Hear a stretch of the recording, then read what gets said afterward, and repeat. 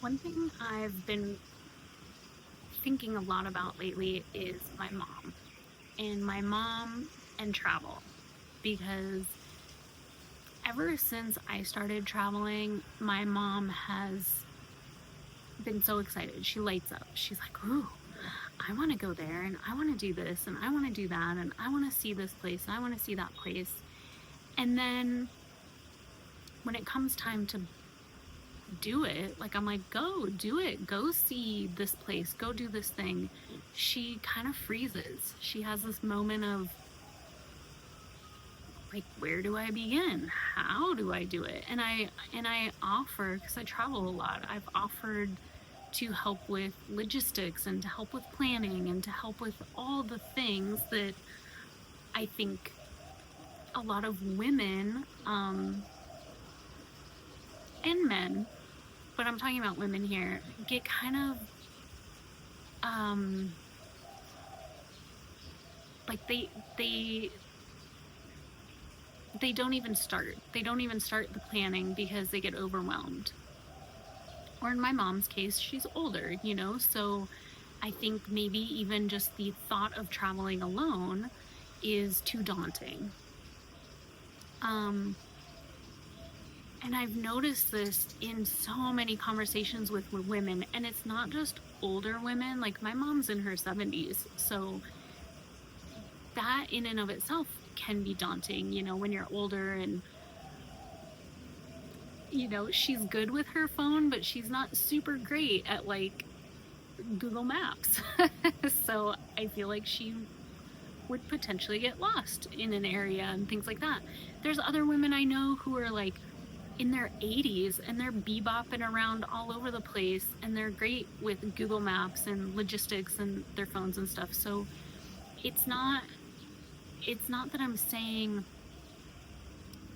it can't be done. It's just that I've noticed with my mom and with some women, it's like they have these grand dreams of seeing these beautiful places and going and doing these things, and then they get held up by the logistics or the planning or the just the it's gonna take a day and a half just to fly there, and that alone is like, never mind, I don't want to go. Also, I've seen this with young women as well. Uh, Young women I've talked to who say, like, I've always wanted to do this trek in India, or I've always wanted to do, scuba diving in Thailand. And so they ask me all these questions, and I'll check in later, you know, 6 months, a year, 2 years. I'm like, hey, did you ever go do that thing?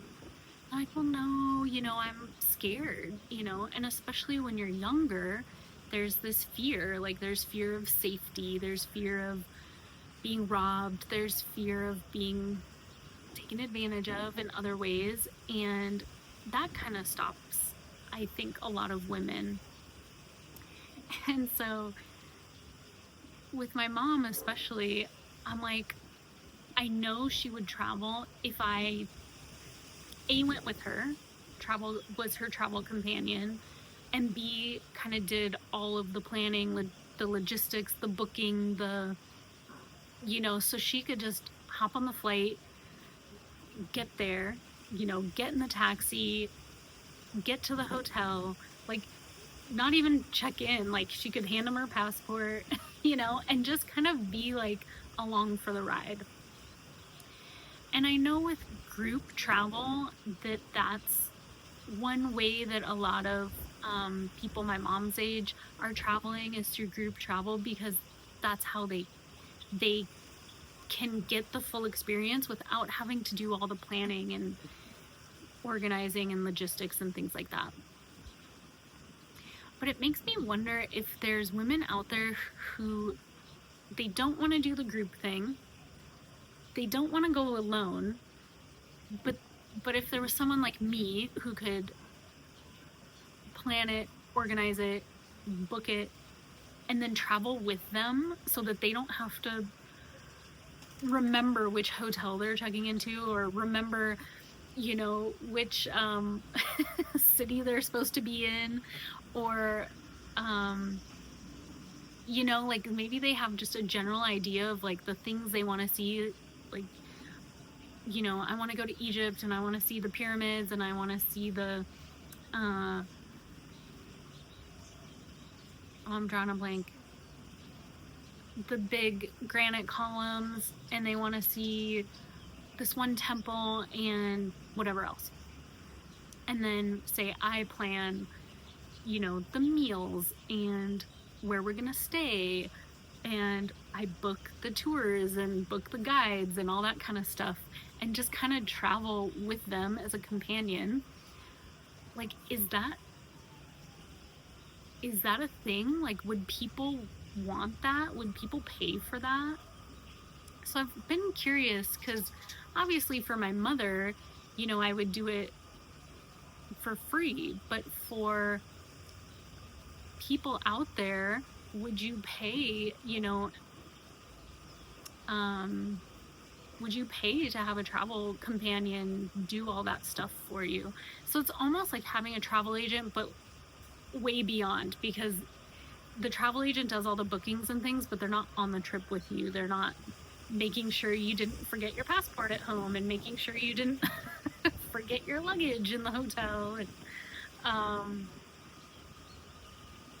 I don't know. It's one of those things I've been thinking a lot about and wondering if there's a market for it, wondering if people would want someone out there in the world that would, yeah, travel with them so they can see the thing they want to see, but without all the headache of trying to navigate how to get there and where they're going to sleep, what they're going to eat. Is it safe to eat that thing? And especially for younger people, because when I was younger, I got lucky and would have like a friend that would, like when I went to Bali, like the boyfriend I was dating at the time had the idea of going to Bali. So it just worked out that like we both wanted to go to that place. But even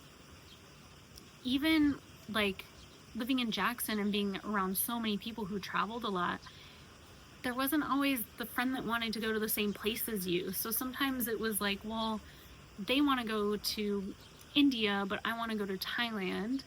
And sometimes you're changing your plans. Like, I guess I'll go here instead because nobody wants to go with me to this place. Until I started just almost accidentally traveling alone once to Thailand. Like, I got to Thailand by myself. I waited for my friend to join me at the hotel, and it took a few days, and thankfully they showed up. But had they not shown up, I would have continued on my travels by myself. And I just remember that feeling. Like, it was kind of daunting to think like, oh shoot, I need to get a train ticket and I need to get a ferry ticket, and I don't really know who to even begin to ask about all that stuff. And so having my friend show up and showing me, how to get to the train station and buy a train ticket, or using, local, there's usually local shops where there's like travel agents in there that sell the train tickets, sell the bus tickets, sell the ferry tickets. But yeah, sometimes you don't always know who to trust, and you buy a ferry ticket from some guy, and then the next day, like, they never show up to pick you up. I don't know. So yeah, even as a young person, traveling alone was daunting. It wasn't easy. It wasn't always easy. And so I could see, or I wonder, I remember actually, some of my first trips out of the country, we had a chaperone. We were with a teacher, because I did a few study abroads. So we had an adult in the group, but again, it was a group situation. It wasn't like solo traveling with a friend. So anyway, those are my thoughts recently on,